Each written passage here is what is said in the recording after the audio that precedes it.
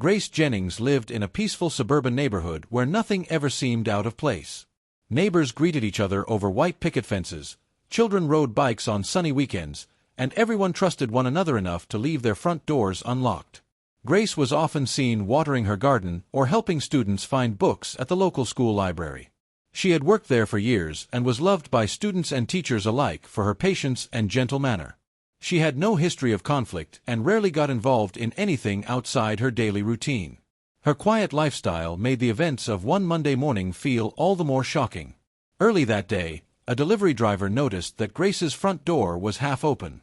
Thinking she might simply be working in the backyard, he left her package and walked away, but something about the stillness of the house felt wrong. Later, a concerned neighbor noticed the door was still open and decided to check on her. The moment he stepped inside, he immediately sensed that something was terribly wrong. The house was completely silent and a mug of tea was untouched on the kitchen counter. The neighbor found Grace lying on the living room floor with no visible signs of injury. He quickly called the authorities, believing she had fainted or suffered a heart attack. When first responders arrived, they determined that Grace was already dead. The scene didn't show any signs of a break-in, and nothing in the home appeared damaged or missing.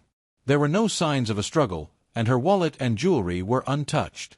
With streaks of sunlight filtering through the curtains, the house appeared as calm and ordinary as it always had been. At first, police considered the possibility of a natural death, but the medical examiner's preliminary findings hinted at a different story. Grace had no history of serious illness, and there was no indication of physical trauma. When the toxicology report confirmed that she had been poisoned, the quiet town quickly turned restless. Residents started questioning how such a calculated act could happen in their safe community. People began locking their doors and avoiding evening strolls. The police launched an investigation, interviewing neighbors, friends, and co-workers. Shocked and shaken, they all said the same thing: Grace was kind, peaceful, and never caused trouble. No one could imagine who would want to harm her. Desperate for clues, the investigators thoroughly searched her house and analyzed surveillance footage from nearby homes. Nothing stood out. No suspicious figures were spotted near her property, and no unusual phone calls were recorded. The lack of evidence only deepened the mystery, and detectives feared that the person responsible might have planned this carefully. The town, once known for its tranquility, now buzzed with rumors and speculation. Residents shared theories about strangers passing through and old disagreements that might have turned deadly. As days passed and police found no obvious motive or suspects, it became clear that this wasn't a random act or a sudden accident. What had seemed like a simple tragedy was now clearly something darker and far more complicated. Investigators returned to Grace's house with renewed focus, determined to uncover anything that might explain why someone would want her dead. They started by mapping out her recent activities and interviewing everyone who had interacted with her in the weeks leading up to her death. Grace's co-workers describe her as reliable and devoted to her work, saying she always arrived early and stayed late to organize lesson materials. Though she mostly kept to herself, they recalled that she had seemed unusually distracted lately. She had sometimes paused in the middle of shelving books and stared out the library windows, as though lost in thought. When questioned, several mentioned they had occasionally seen her hurriedly checking her phone, then locking it and slipping it into her pocket with a worried expression. These small details convinced detectives there was more to Grace's life than what appeared on the surface. In the living room, detectives began a detailed search, pulling books from shelves and checking drawers for any hidden items. They discovered a small locked box beneath a stack of blankets in a hall closet. After obtaining permission from the family to force it open, they found a journal and a few personal letters inside it. The journal had neat handwriting and appeared well organized, but its contents told a troubling story. Grace had written that she believed someone was watching her. She described waking up several times at night after hearing faint footsteps outside her window. She wrote about objects being slightly moved from their usual places and receiving anonymous letters that contained strange and unsettling warnings. She had kept some of these letters, folding them carefully and placing them between the journal pages. The tone of the letters was vague but threatening, making general statements about punishment and unfinished consequences. Investigators examined the letters and noticed that some segments were made up of odd combinations of letters and numbers that didn't form readable words. At first, they assumed it might just be a scare tactic or random nonsense. But the consistent pattern across the letters made them suspect it was something more deliberate. They rushed the journal and letters to a forensic analyst, who confirmed that the codes could be part of a cipher. Meanwhile, detectives spoke with Grace's family and close friends, hoping for more information. Her family said they had no idea about the threats and had never heard her mention any fears. They believed Grace kept quiet about it to avoid causing them unnecessary worry. One friend recalled an incident where Grace seemed unusually nervous during a visit to a coffee shop. She kept glancing over her shoulder and cut their conversation short, claiming that she suddenly felt unwell. The more the investigators uncovered, the clearer it became that Grace had been silently dealing with something alarming for quite some time. She was careful not to involve anyone else, choosing instead to document everything privately. The discovery of these journals and coded letters shifted the case from a mysterious tragedy to a calculated threat. Detectives realized that whoever had sent those messages not only gained access to Grace's personal space but also managed to remain undetected for weeks, possibly even months. The investigation turned more intense, and the team began treating her death as part of a premeditated plan carried out by someone with knowledge of her habits and movements. With the new evidence in hand, investigators focused on decoding the strange messages that had been left inside Grace's journal. They contacted a specialist in encryption to assist with the analysis.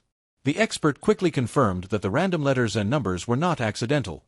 They followed a consistent structure often used in custom substitution ciphers.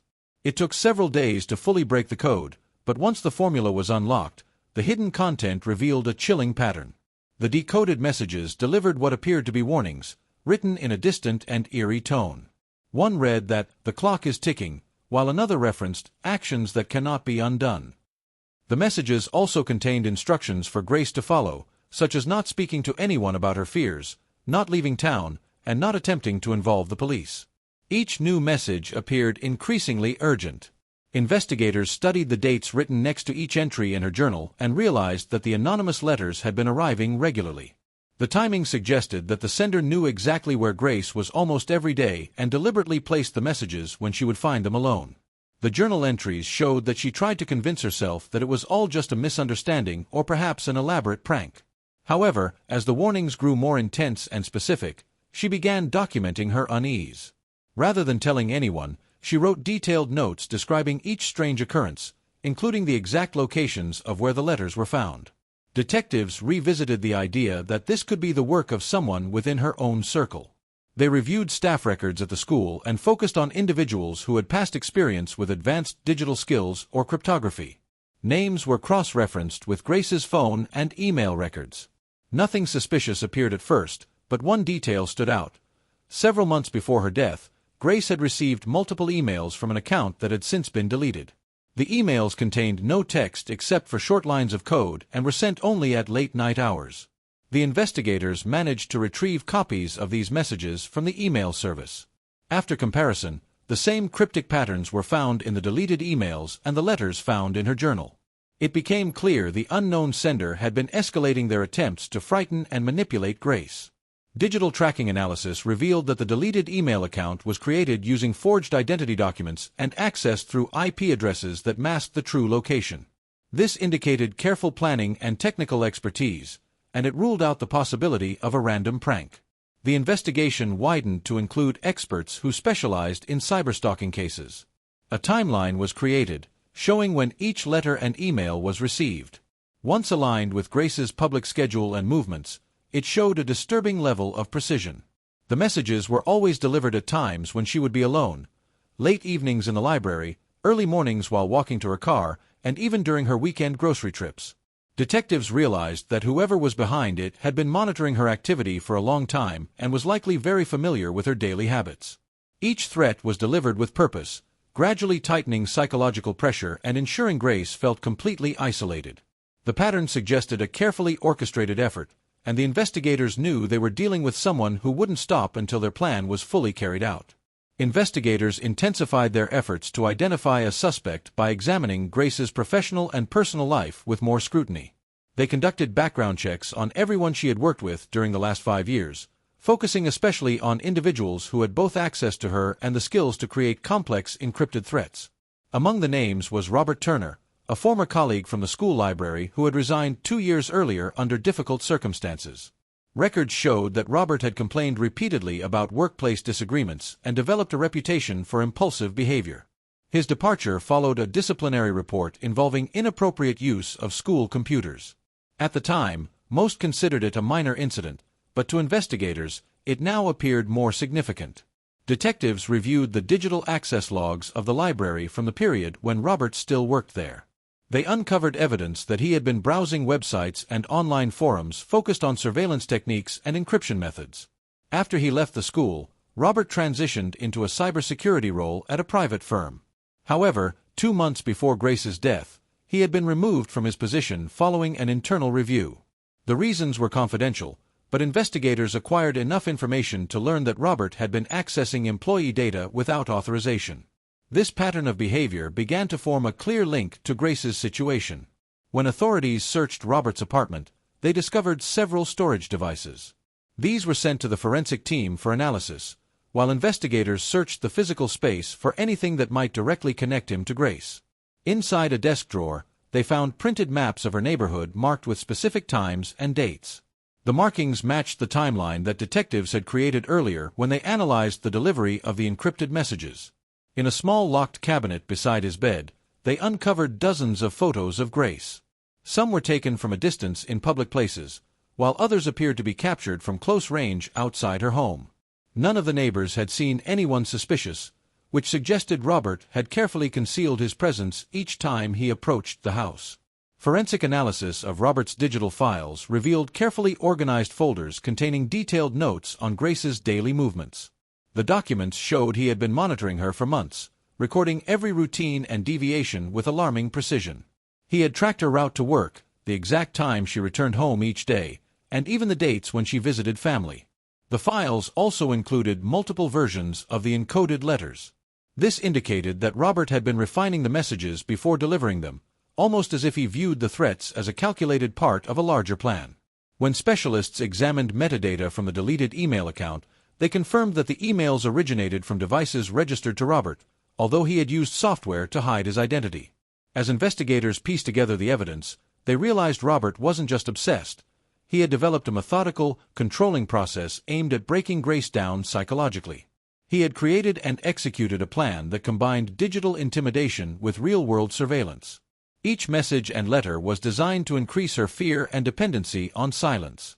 Detectives concluded that Grace's isolated and anxious behavior during her final weeks was the direct result of Robert's sophisticated campaign of intimidation. The case had now shifted from tracking an unknown figure to building an airtight case against Robert Turner, with overwhelming evidence pointing to him as the architect of the bizarre and deadly plot. Before investigators could make an official arrest, Robert realized that the investigation was closing in. He abruptly quit his apartment and attempted to leave town late at night using a rented vehicle purchased under a false name. Surveillance cameras captured the vehicle passing through the outskirts of the city, and police quickly issued an alert. Several patrol cars were dispatched, and after a brief pursuit on a quiet highway, Robert was apprehended without resistance. The officers found him carrying a backpack containing multiple phones, flash drives, cash, and a passport with forged credentials, confirming that he had planned to disappear once the pressure became too intense. Back at the station, Robert initially refused to cooperate, but investigators confronted him with the overwhelming amount of evidence collected from his apartment and digital devices. Faced with a detailed timeline, audio recordings, and recovered files, Robert's confidence began to weaken. Forensic teams uncovered a hidden partition on one of his hard drives that contained a step-by-step plan titled Final Phase. These documents revealed the precise approach he used to poison Grace. They showed that he obtained the toxic substance from an online source months in advance and conducted multiple tests to determine the optimal dosage that would cause a gradual decline in health without immediately raising suspicions. Robert had entered Grace's house during brief windows when she was away, times meticulously identified through his surveillance, and placed small amounts of the substance in her tea supply. Detectives reviewed Robert's personal notes, which were written in clinical language without any sign of empathy. They described his belief that Grace had ignored and humiliated him when they worked together and how her kindness toward others was nothing more than a facade. He convinced himself that Grace needed to be exposed and punished for perceived wrongs. This twisted mindset led him to construct an elaborate plan that merged digital coercion with slow lethal action. The decoded messages found in Grace's journal matched early drafts stored on his computer, proving he had refined his intimidation techniques over time to ensure maximum psychological impact. During questioning, Robert admitted to sending the messages and creating the encoded emails but continued to deny involvement in the poisoning. However, forensic evidence directly connected trace amounts of the toxic substance in Grace's kitchen to packages found in his residence. Experts also found his fingerprints on the sealed packets, countering his denial. The digital files left no doubt about his intent, detailing exact dates when he accessed her home and the dosage administered each time. The prosecutors assembled an irrefutable case, and Robert was formally charged with first-degree murder and aggravated stalking. The trial drew widespread attention, with news outlets labeling it a chilling case of modern obsession. The courtroom listened in silence as investigators explained how Robert used his cybersecurity knowledge to devise a nearly invisible murder plan. The jury took little time to reach a verdict, and Robert was sentenced to life in prison without the possibility of parole. Grace's family expressed relief that justice had been served, though they continued to struggle with the loss of someone so gentle and irreplaceable. In the aftermath, the town worked to restore its sense of security but remained haunted by the thought that danger had come not from a stranger, but from someone once trusted and familiar.